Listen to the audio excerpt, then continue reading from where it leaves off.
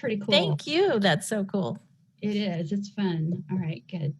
I'm going to take an email in question and hope my person is here. And if they're not, hopefully I'll just tell the guides, make sure I don't need to hear their voice to do this. You guys got that?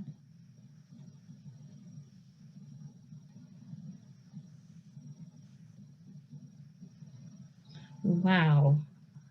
My dad is dying in a hospital, and I'd like to request that spirit guides, any, go get him ASAP and end the suffering. This is from Linda. I'd like to hear Linda's voice. I think, yeah, I do want to hear Linda's voice. Can you hear me? Linda? Oops, I had you unmuted and then it muted again. Yes, I'm here. Okay, great. I'm so sorry to hear this. Is he still suffering? Yes, they're giving him morphine drips, but very little, and I don't understand why they won't, push it all the way to end the suffering and end his life, because we did sign a Die with Dignity pact a couple years ago when we put him in the retirement home. Okay. I have somebody stepping forward. He's saying, call me Stephen. He is talking about being a healer. He's not of this century, so he's not going to be somebody that you know. Definitely a guide. Oh, I'm sorry, I stand corrected. He's dressed sort of like in white khaki pants in a beige shirt, like different shades of white. And I thought he was a guide, but he says he is an angel. And this may freak some people out, but I'm going to call him an angel of death. Death is not a negative thing. In this case, Linda knows it's not a negative thing. It's a release and a transition to home. I'm right here. He's saying, I'm right here. Wow, I just got that spine chill that you get when they're really close. It's not going to be much longer, but there's something though, Linda, I could be wrong about this, but what I sense from this guide angel is that your dad holds on. Like he may want to go, but he's holding back. Is there anybody that he still needs to talk to, or still needs to see, or still needs to have at least see them on the internet or something? Is there one person left? It's like it's a lack of goodbye. Well, I'm not sure, because my sister went to see him today and is pretty out of it from what she said. So I'm not sure if there's any way of communicating. Oh yeah, there's definitely a way of communicating. It's Oh God, I'm sorry, I'm getting interrupted. I can't talk while I'm being talked to. Hold on. Use my pen.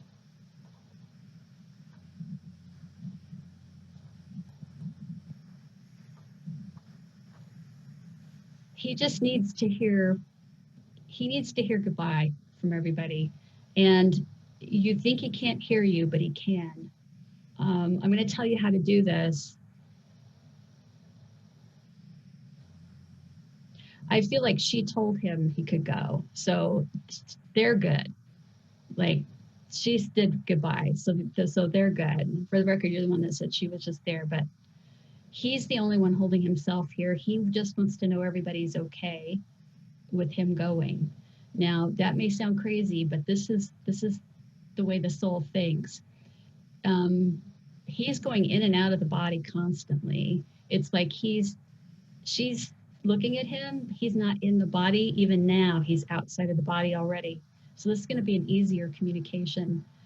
And you can ask for validation that you really communicated. So what they're showing me to do, which is beautiful, get into a meditative state and visualize, imagine, or simply know that you have a wooden door in front of your heart. And as that door opens, I see a red rose. I want you to, in your thoughts, hand that rose to him, but you need to see him in your mind's eye as accepting the rose while he's standing there healthy and whole, the real him, not the drained, getting ready to leave that body dad, but see him and hand him that rose and tell him goodbye. You know, he's ready, but he's not ready. It's like he needs to know everybody's okay. He'll hear you. I've done this with people and it works. And then ask him for a favor to have him let you know he's okay when he gets to the other side. Set up a way for him to tell you, whether it's somebody hands you one red rose or something, some signal, some sign that he'll remember when he gets there. So make it real personal. They get so excited once they finally get home, Linda, they may forget that you arranged, oh, if you die first, send me a blue butterfly or whatever. They may forget. So make it something really personal that he could do or send you to let you know he got there okay. I feel like you have regret that you haven't set up signals with other loved ones that have passed. Is it right? Well, is pretty much the first person from my close family passing away, so I'm not sure about any other person I would have not contacted, and I'm not very close with my father or the rest of the family. So when you That's, say he wants to know if everybody is okay with him leaving, everybody meaning who is direct family? yeah. Well, here's the thing that I'm not that close with when it comes to life and transition to the other side of life. You're close. Okay. That's a whole different ball game. And if you want to help them, tell them you're fine, that the two of you are fine, and let them go. And that's a way that you can do it. Okay. You don't have a partner on the other side? Yes. You just told me you've never had anybody close to you pass, but you've got a partner on the other side. Hello? Well, sorry. Yeah, my ex-husband, Okay. Stephen. I Are you think, kidding me? Are you kidding me? yes. No, I'm not kidding you. He was a healer, hypnotherapist. He's an angel. Thank you. Thank you. So I don't know you. You don't know me. And so this is going to be hard for a lot of people to accept. They're used to seeing messages. Everybody knows this. I've been tested in the university settings. This shit's real. Okay, let's just say that right now. But now we're really down the rabbit hole because he was from the angelic realm, but he incarnated for that human experience to have certain experiences here. So when people tell you angels never incarnate, it's not true. Never say never in the afterlife studies. Never say never. Never say never. So Stephen is a healer. And by angelic realm, you may think of other planets, other dimensions, not angels with fairy wings. That's him. Awesome. Awesome. He says the communication with you, you guys had communication issues while he was on Earth. Obviously, you said you're divorced, but I have to say this anyway. It'll make the next thing I say make sense.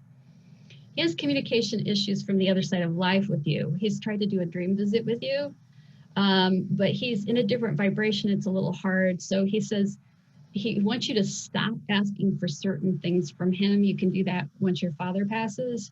But Stephen says he's been doing stuff like he wants to use signs. Like he can't meet you in meditation very easily at his vibration rate. See this graphic stuff I have around me? Yes. He's not from here. He's from there. And so when he goes back into the other world, he won't do the traditional communication with you. Are you mad at him? Because I've been asking for him to visit me in a dream since he passed away, and he hasn't. Okay.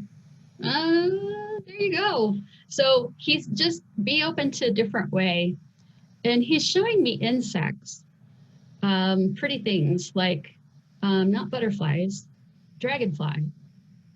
Watch for my dragonfly, he says. And it's something that looks like it's like a pretty big bug, like a praying mantis or something like this. Like something really pretty or ornate. I think they're cool. But you're just gonna have to accept that. It sounds like your dad's in good hands, though. All right, process that, my friend. Yes, thank you. You're welcome. Uh,